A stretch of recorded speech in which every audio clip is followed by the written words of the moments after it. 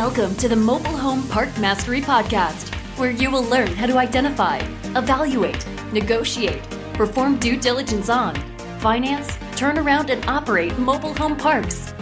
And now, here is your host, the fifth largest mobile home park owner in the United States, Frank Rolfe. COVID-19, economic upheaval. What's really going on with our mobile home park customers today? This is Frank Rolfe, Mobile Home Park Mastery Podcast. We're going to delve into the truth behind what's really affecting and the current status of the typical customer in a mobile home park. Let me start off by saying that when you talk typical mobile home park customer, you are really casting a gigantic net. There are millionaires living in mobile home parks in California, in Malibu, for instance. There are billionaires living in a mobile home park in Montauk, up near the Hamptons. But for the most part, I'm talking about the good, hardworking folk that typically earn in the bottom third of labor amounts in the United States, which are the benchmark of the affordable housing industry. These are people who earn anywhere from minimum wage to about $15 per hour. So what's going on with them right now? We see in the news all these layoffs and all these issues going on. Well, let's break it down into realistic, factual, bite-sized pieces. First off, most of your residents in mobile home parks are in two forms or fashions. One, they're retired. We have lots of retired customers who do not hold a job, therefore it's not impacted by COVID or any type of upheaval. Or they're in a lot of essential industries. If you go to the typical mobile home park and you were to interview each person as they leave for the day as to what they do, a whole lot of people working in food production, fast food, all kinds of essential industries, mechanics, all the things that make America work. In fact, our customer base reads just like the list of essential industries for the most part.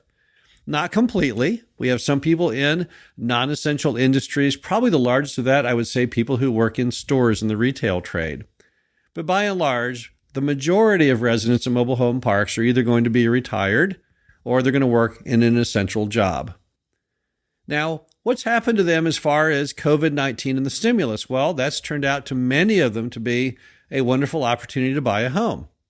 As we all know, when COVID first hit and they gave out those stimulus checks, they were fairly large for some families. Some families were receiving $3,000 or $4,000.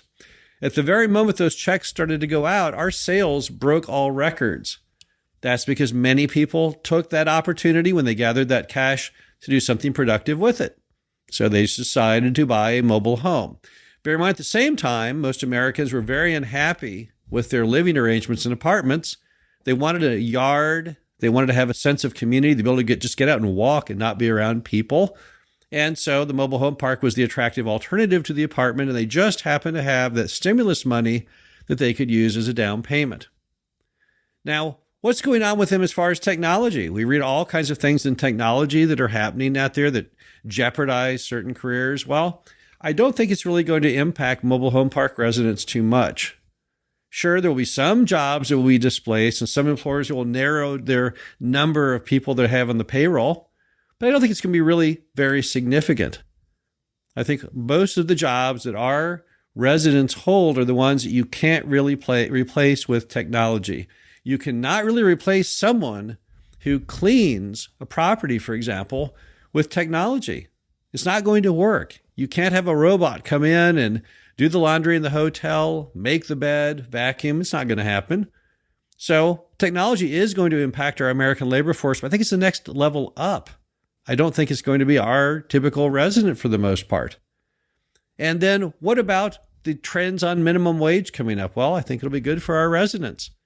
They're going to be earning more money potentially. It's possibly those people at the lowest levels of minimum wage, well, they may get huge spikes in what they earn, which will be great. Great for them. Now they'll have more disposable cash. So I really don't see any mega trends that are really endangering the typical mobile home park customer. So then who is getting damaged? We see in the media all of these stories about huge layoffs and industries in complete turmoil. Well, I can tell you who that is. It's the kind of the next level up from mobile home parks. If our typical customer is earning roughly $30,000 household income, $30,000, $40,000, it's the grouping up from that who I think is taking most of the damage. When American Airlines lays off 10 or 20,000 people, I don't think most of those people working at American Airlines live in mobile home parks. I think they all live in apartments and single-family homes. I think that's who's really taking the brunt of it. Even look at the stimulus and where that's gone. They exempted people. They got no money if they made more than, $75,000 a year? I think that's the market who's really getting hammered. These are people that they cannot pay the bills earning unemployment benefits of 45% of that amount. They just can't do it. The average apartment in the U.S. is about $1,200 per month. That means if you have to have 3 times that to qualify, you're talking people who are making around $50,000, $60,000 of household income. And I think those are the people who are really getting the worst impact. Often they additionally try and make side income with things such as driving for Uber, bartending, waiting tables, kind of as a side gig to tie all the numbers together. And now that's being denied them. So once again, they're underwater because that additional line of income isn't going to come in the door. So when people talk about mobile home park residents as being endangered, I don't really think that's accurate. In fact, all around me, I see signs in basic industries, essential industries that say help wanted. Right here in my small town of Missouri, there's probably 10 of those signs up. They're not high-paying jobs, but they're jobs nevertheless.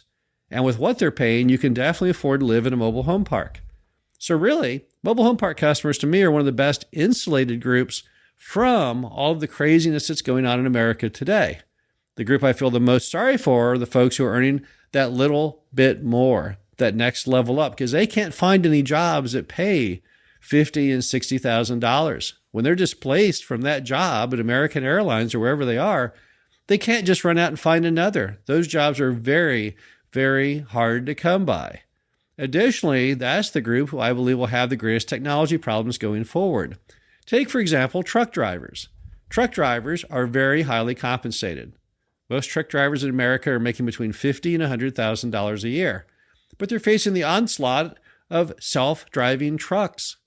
Some would say that entire industry will become a thing of the past in the not too distant future. Some say that they'll have self-driving trucks before they have self-driving cars, because that's where the real money is. And those are the folks who really are putting the big investment in, because if you can make a self-driving truck, well, it can run 24 hours a day. It can do the productivity of a shift of 3 different people. And it would cost you $300,000 if it's long road trucking to move that freight, which you can replace with that self-driving truck. So those are the industries, those are the people who I feel need the most protections. Those are the ones who are in most trouble. But it's not mobile home park people. It's just not. That's why mobile home park collections have remained so good. Most owners I talk to, and ourselves included, are only slightly behind the pace of the past. Pre-COVID levels of collections are typically around 3% better than they are today. Most owners are still collecting over 90% every month. Compare that to some other industries. Look at retail industry. I know people with retail centers that are not even collecting 30% of what they did pre-COVID. And I even know apartment people who aren't even collecting 60% of what they were doing pre-COVID. But in our industry, because of the unique structure of our residents, everything seems to be going A-OK. So when people are trying to tell you that there's problems out there with our resident base, we always get lumped in for some reason in every article. People always just assume that people who are out there earning $30,000, $40,000 a year and under, that those must be the ones who are taking the brunt of all the activity. I disagree with that. I don't see that myself in the field because of the unique construction of our customer base, because of the high availability of jobs that pay in the range of what our customers are used to earning. They seem to be the ones who are really the best suited for what we find as the new America. Now, will it always remain that way? I would say yes. I think the mega trends are definitely in the favor of our customers. Minimum wage increases, definitely in favor. Every other political item I've seen on the slate, all would benefit mobile home park people. And I don't see those essential jobs ever going away. No matter what happens with the economy going forward, I think we are in the sweet spot of all employment. Case in point, 50% of every job created after the Great Recession has been $10 an hour or less. And the fastest growing industry in the United States since 2007, fast food, one of the largest employers of mobile home park residents in the U.S. So again, I think it's very important that we all have clarity on our customers and where they're at. Great people, hardworking people that make America work. They are the gears that make the machinery turn. And they're very well situated right now, despite COVID, despite all the upheaval. This is Frank Rolfe, the Mobile Home Park Mastery podcast series. Talk to you again soon.